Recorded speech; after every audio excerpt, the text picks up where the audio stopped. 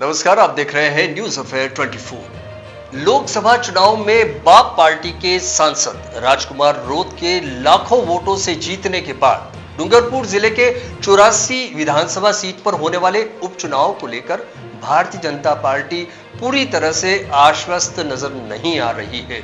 शनिवार को भारतीय जनता पार्टी कार्यालय में देहात जिला कार्य समिति में भाग लेने पहुंचे प्रदेश अध्यक्ष सीपी जोशी से 84 उपचुनाव को लेकर पूछे गए सवाल का सीधे सीधे जवाब दिए बिना घुमा फिरा कर जवाब देने की कोशिश की। जोशी ने केंद्र की उपलब्धियों को गिनाते हुए सीधे जवाब नहीं दिया। इसके अलावा जोशी ने प्रदेश में होने वाले उपचुनावों पर पार्टी का पूरी तरह से फोकस होने की बात कही है। सीपी जोशी ने विधानसभा में धृतराष्ट्र शब्द प्रयोग सवाल पर कहा कि वे लोग सदन की गरिमा भूल गए हैं और इस तरह के शब्दों का प्रयोग करना सही नहीं है। जोशी ने यह भी कहा कि कांग्रेसी नेताओं पर आपस में ही प्रतिस्पर्धा करने की बात कही। उदयपुर सांसद डॉक्टर मन्नालाल रावत की ओर से उठाए गए डीलिस्टिंग के मुद्दे का समर्थन करते हुए जोशी ने कहा कि हमारे सांसद कोई भी मुद्दा उठाया जाता है तो उसका पार्टी समर्थन करती है।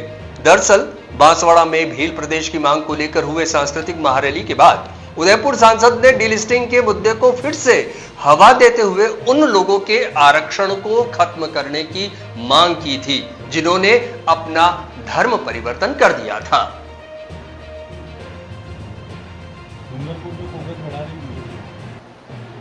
हमारा फोकस तो पूरे प्रदेश में है और प्रत्येक जिले और शक्ति केंद्र और बूथ पर है।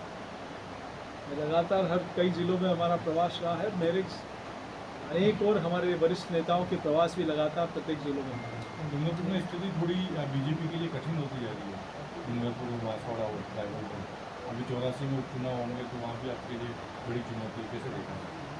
देखिए, मैं सोचता हूँ कि कोई भी क्षेत्र हो, लोकसभा चुनाव में भी, विधानसभा चुनाव में हमने प्रचंड बहुमत के साथ स्पष्ट बहुमत की सरकार बनाई। लोकसभा चुनाव में भी 49.24% वोट भाजपा को मिला। 37 हमसे कांग्रेस से 12% ज़्यादा वोट भाजपा को मिला। लेकिन कुछ अलायंस, बाकी पार्टियां, सभी लोग मिलकर, तो उससे कुछ सीटों पर हमें नुकसान हुआ है। लेकिन मैं सोचता हूँ जनजाति क्षेत्र में भी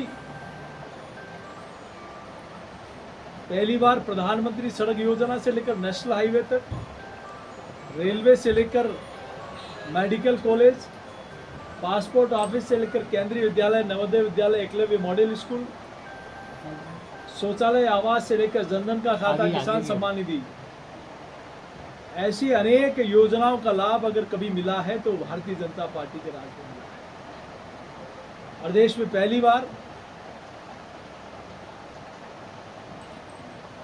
ट्राइबल मिनिस्ट्री भी मिली है तो भाजपा के शासन में आई है।